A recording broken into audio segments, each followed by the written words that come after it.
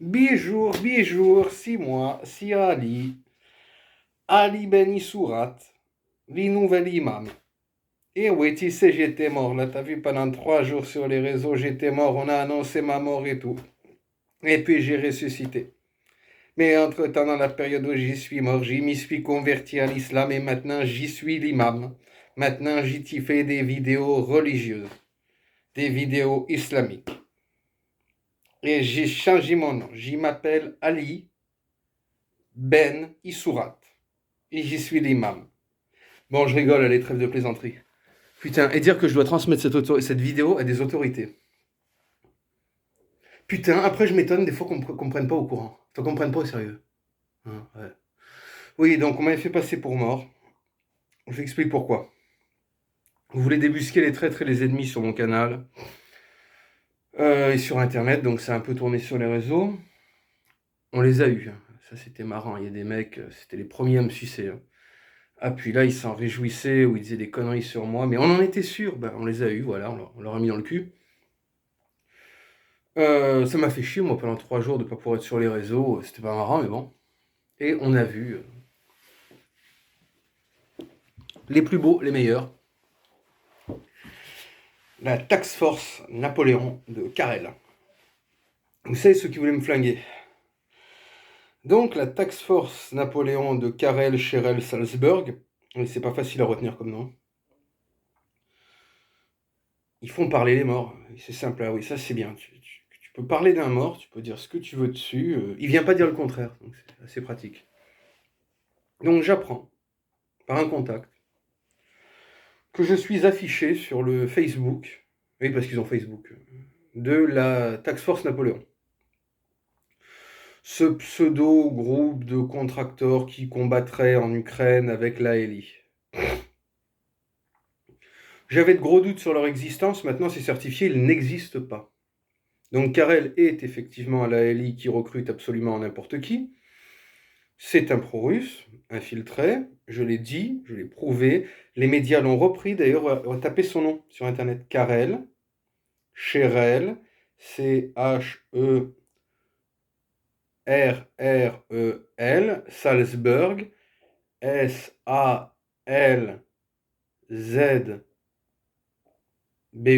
je crois.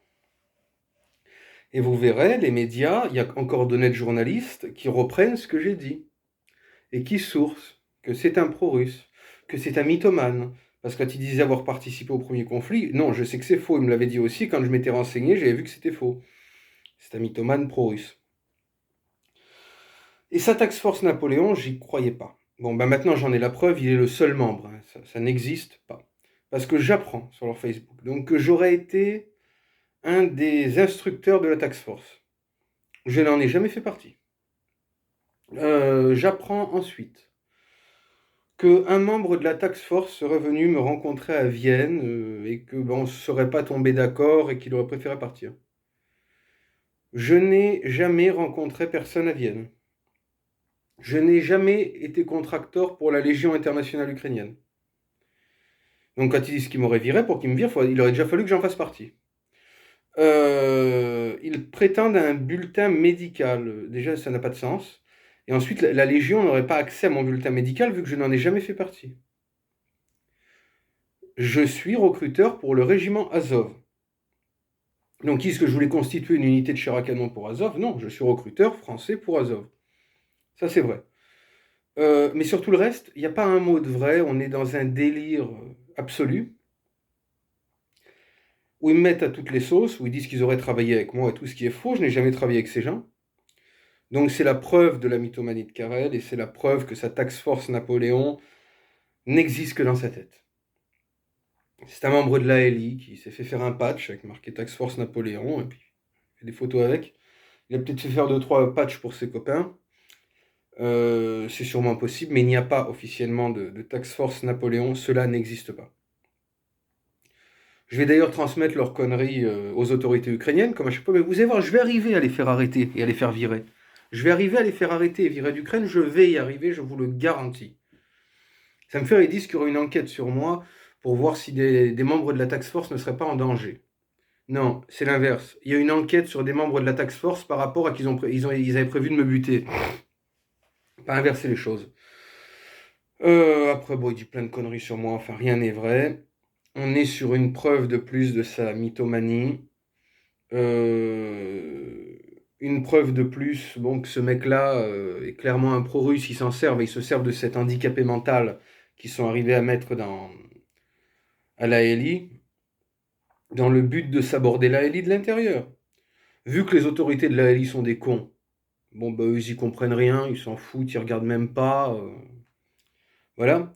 Mais on a un mec qui déjà délivre des informations qui relèvent du secret militaire dans des vidéos qu'on trouve sur les canaux Telegram, qui veut aller flinguer des gens dans d'autres pays et qui maintenant, enfin qui raconte aussi des conneries à la presse inimaginables.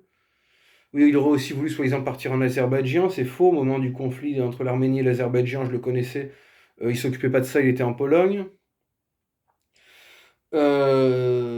Et qui maintenant, voilà, fait des trucs délirants, où il salit l'image de la défense nationale ukrainienne, de la Légion internationale ukrainienne et tout ça. Ce mec-là est innuisible. Je vais une fois de plus le signaler aux autorités ukrainiennes. Je vous appelle à faire de même. Faites des signalements de masse à l'ambassade d'Ukraine en France.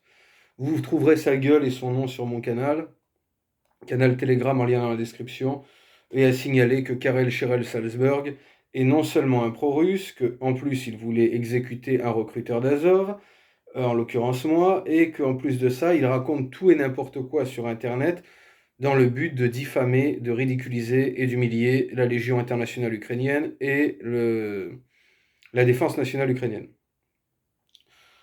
Donc voilà, ça m'a fait rire hein, quand j'ai vu ça. Oui, ça, oui. Il a pensé que j'étais mort, il s'est déchaîné, là, il s'est défoulé. Au sommet de sa mythomanie. Hein, ce mec-là ne sait pas tenir un fusil, hein, je vous le dis. Il est là-bas, à la Légion internationale ukrainienne, mais pour balayer les chiottes. Hein. Ce mec-là ne sait pas en quel sens on tient un fusil. Hein. C'est un abruti total, qui relève de la débilité mentale. Même les journalistes l'ont dit, tapez son nom, vous verrez, c'est marqué.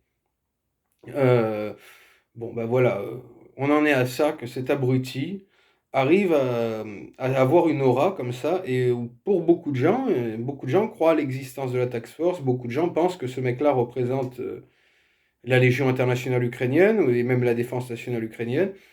C'est comme ça qu'il ridiculise la défense nationale ukrainienne et la Légion internationale ukrainienne, et que, évidemment, il démoralise des bonnes volontés, parce que quand les gens voient ça, ils n'ont pas envie d'y aller. Évidemment.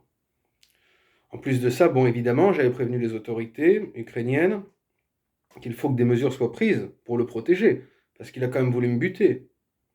Moi, je ne ferai rien, moi, je vais pas aller le chercher. Moi. Mais j'ai des amis pas gentils du tout. J'ai eu beau leur dire, non, non, c'est bon, laisse passer, hein, laisse passer. Il y en a, je les contrôle pas tous. Je ne les contrôle pas tous. Il est en danger, ce garçon est réellement en danger. Il est un danger d'ailleurs pour lui-même et pour les autres, parce qu'il est en danger.